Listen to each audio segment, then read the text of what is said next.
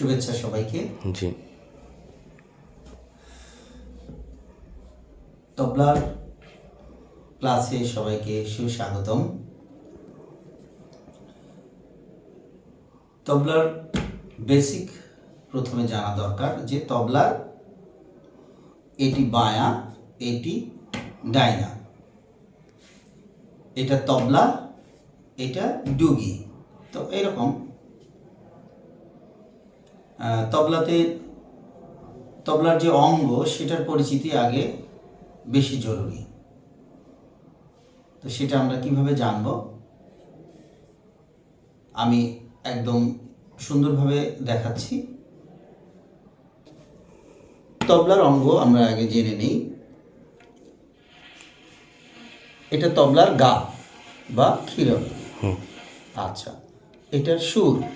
প্রত্যেকটা জিনিসেরই গুরুত্ব আলাদা আলাদা আছে, আলাদা আলাদা সুর আছে, আলাদা আলাদা বর্ণ আছে। তো সেইগুলো এই জন্য আলাদা আলাদা করে আমাদের চিনতে হবে। তো এটা হলো কানি, কানি, সুর, গা, তিনটাতে আলাদা আলাদা শব্দ আছে। এই জন্য এইটা গজরা বলা হয়, এটা পাগড়ি। আচ্ছা, এটা কাঠের তৈরি, নিম কাঠ সুন্দর হয়, অন্যান্য কাঠেরও হয়, নিম কাঠ বেশি ভালো হয়, এছাড়া খয়ের কাঠ হয়। আচ্ছা, এটা হলো ছোট, এটাকে বলা হয় ছোট বা দোয়াল। আর এই কাঠের ছোট ছোট গুলি বা গাট্রা, এটা বিড়া, যার উপর তবলাটা বসেছে।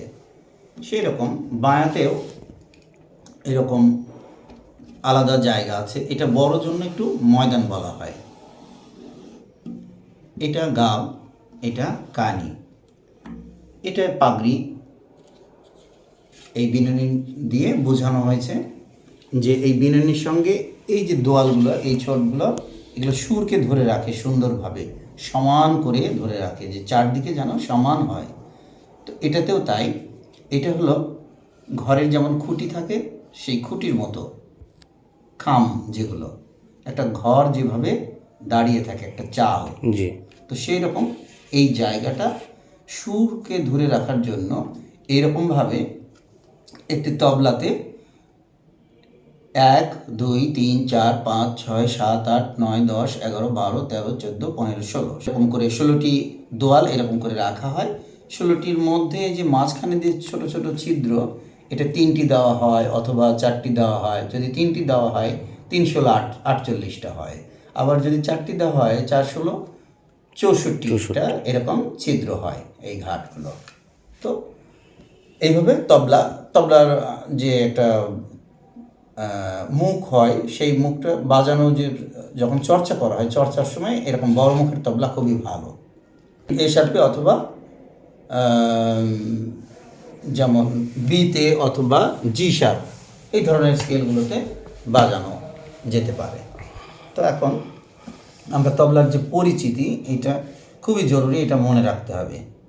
তো তবলাতে প্রথমে যেমন বাজাতে হবে, হাত বসানো। আমরা তবলার যে এরকম ঠিক এরকম করে বসলাম, এই যে আমি যে তবলার কাছে বসলাম, এটা খুবই জরুরি। এরকম করে সুন্দর করে বসতে হবে, যেন বসাটা সুন্দর দেখায়, এটা খুবই জরুরি।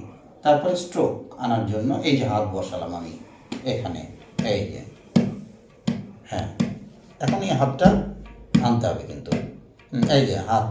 তো এই যে এমনি বসে আমি এই যে তবলার উপর হাত রাখছি, এটা একটা স্বাভাবিকভাবে আমরা যেন অতি সহজে বাজাতে পারি। এই যে স্বাভাবিক করে, কঠিন কিছু ভাবা যাবে না, কঠিন কিছু ভাবলে হবে না, সহজ করে ভাবতে হবে। এই যে মজা করে আমি এমনি বাজাচ্ছি, এরপর হাত বসিয়ে, বাজ। এখন কদ, দ্বীপ, তবলার কিছু শব্দ, বর্ণ, এর একটা ভাষা আছে, সেটা আমরা এইভাবে বোঝার চেষ্টা করব। যে কদ, বাম হাতে কদ, কদ কদ কেমন হয়, এরকম বাম হাত সবগুলো আঙ্গুল আমি এক জায়গায় করে নিয়ে যে করতল দিয়ে গাবের উপর এই যে শব্দটা করছি, যে এটাকে বলা হয় কদ। আচ্ছা, দিত। দিত, দিত যদি আমি সবগুলো আঙ্গুল ডান হাতের বায়া এখানে তবলার উপরে আমি এই যে রাখছি, গাবের ঠিক মাঝখানটাতে এই যে মধ্যমা পড়লো, এই যে এই পরিমাণ করে, এই যে দিত।